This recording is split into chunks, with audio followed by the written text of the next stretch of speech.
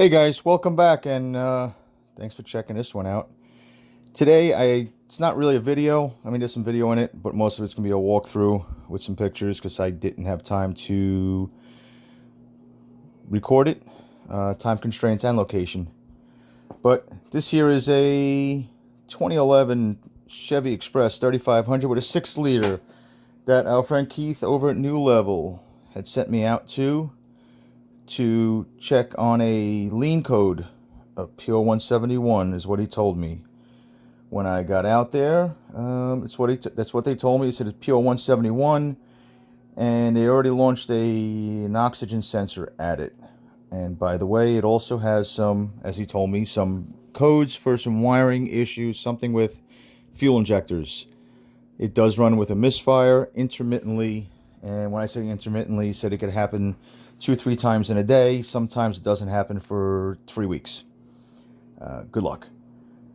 So I head out, I start it up, I'm setting up my scan tool, and as I'm setting it up, the van misfires, and immediately I think I probably just screwed up. I should have waited, but it is what it is.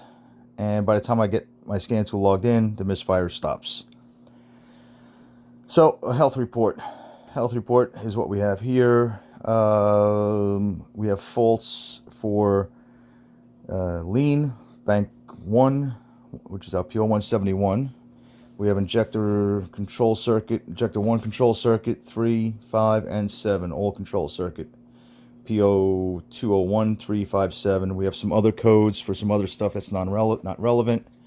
So I'm going to concentrate on the injector faults. I pull up a code setting criteria. No surprise, it's the PCM monitoring the ground side of the circuit, or the control side of the circuit, I should say.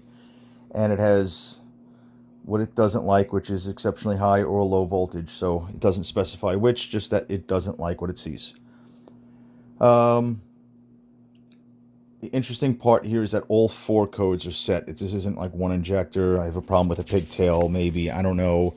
But it's set in all 4 of them. So I'm immediately led to think, well, I either have 4 bad drivers in the PCM, or I have a feed side problem. More likely, that's the issue. So I'm going to go with that, especially because it's intermittent, and now the van is running, and it's not there. So what do we do next? I pull up a diagram. I want to see what fuses control it. I have fuse 79, fuse 65. 65 is the one I'm looking for. That's the odd side. Odd, like the guy that's checking the van out. It is at this point where I made my mistake, and I'll show you that in a minute. So I go and I grab at the fuse box. I locate fuse 79 at 65, which lives in this hole over here, which is one of GM's bigger mistakes on this vehicle, because the water runs off the windshield down on that, behind that master cylinder, and drips all over the PCM and the fuse box and corrodes everything. And as they put this little gutter of sorts, let's see, between that master cylinder and the fender, there's supposed to be a gutter there, and unlike most of these, it's missing. So what I'm expecting is I'm going to pull the cover off the fuse box, I'm going to grab that fuse, and it's going to be green molded, corroded, rusted, something to that effect. I pull it out, and I get nothing of the sort. The fuse has power, both of them. I wiggle it, I jiggle it, I push on it. It seems fine. So I move on, and I start grabbing at harnesses and plugs and anything I can get my hands on to wiggle it and shake it. I even pull the fuse box up. I unsnap it, and I pull it up, and I shake it around, and nothing. I can't get this thing to reproduce. At which point, I sit in the driver's seat with the van running. I give it a little time, and I go over some of my emails and cover some stuff real quick. I give it a few minutes, knowing that this may not happen again for, as the owner said, 3 weeks. I cut my losses, and I said, I'm going to have to come back to this.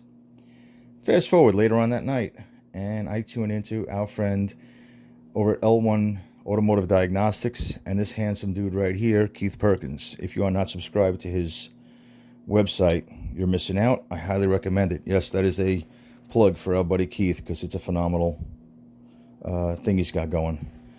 I happen to be tuning into his automotive series on diagnostic process. It is a 4-part class, an hour each video. I just happen to be listening to a video or listening to him talk about when you're doing these things. Don't assume you know the circuit. Don't assume because you've worked on it 100 times you know how the circuit works. You know what the wire colors are. Always check, verify it. You may be thinking of a different vehicle. You may be working on a different year, make, model, slightly different than what you think you know. Blah blah blah. I said, you know what? I never really did look at the whole diagram, and this is where, as I mentioned earlier, is my faux pas. I pulled up the diagram specifically. This is our diagram, specifically this part right here. That is our fuse 65 for the injector circuit. And those are our injectors sitting at the bottom. Now, just to clarify what we're looking for, we are thinking that we're losing power to all 4 injectors at one time, and that's what the PCM doesn't like. So what I need to find is a split between the fuse and wherever that first split is that will split to feed all 4 injectors. In my head, I had it, well, it does that in the harness. My head's kind of empty because obviously I was wrong. This thing splits inside the fuse box and comes out at terminal G2 and G3 of the X1 connector. G2 feeds injectors 1 and 3. If I had a fault with, let's say, those 2 injectors at the same time, I can suspect something with the G2 connector going back.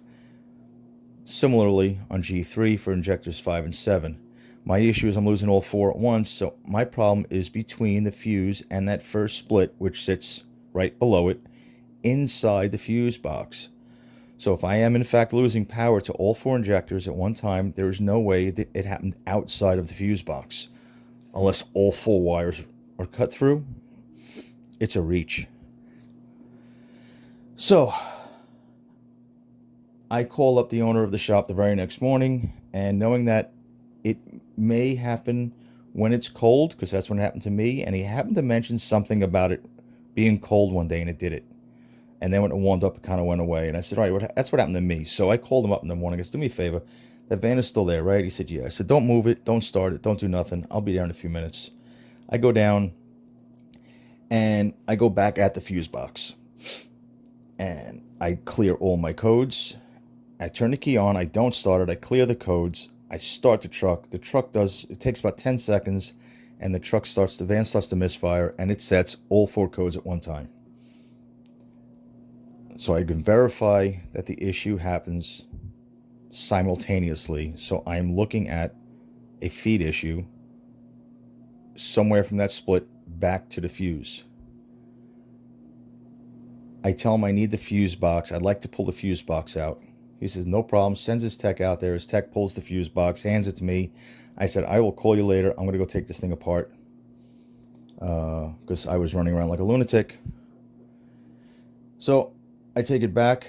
Where are we? I also, before I leave, I check the connectors underneath the fuse box. Make sure they're not corroded. No surprises down there. Everything looks fine. Actually, it looks oddly clean.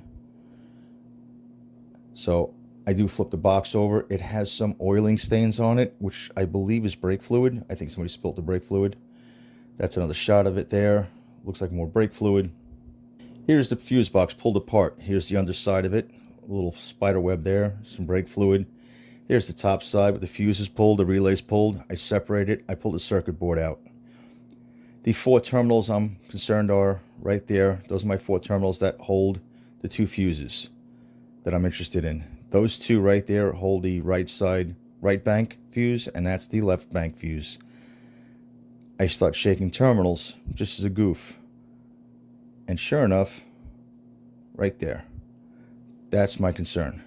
I shake that around.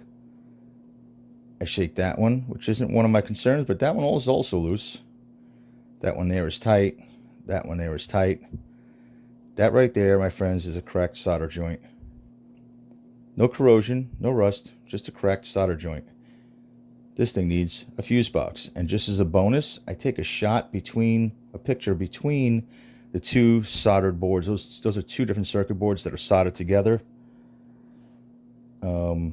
and it has, you can look really close, you can see that little brown mark. That is the underside of that crack, that underside of that terminal, and that's exactly where the cracked solder is. So all in all, could we resolder that? Probably not, because the way these things are soldered together. I don't know if I'd even try it anyway. It's not my van, it's not my customer. I recommend a new fuse box, and that will fix this van. So that's it, guys. I just wanted to do that little follow through. I thought it was interesting. It wasn't the normal green crusted up problem, which we usually see, especially since that gutter, that rain gutter piece was missing. That's what I expected. So I appreciate you guys following along. I hope you found it kind of interesting. I know I did. I was happy that I was able to prove it out 100% and get this van back on the road. Thanks for sticking around, and we'll talk to you guys soon. Bye.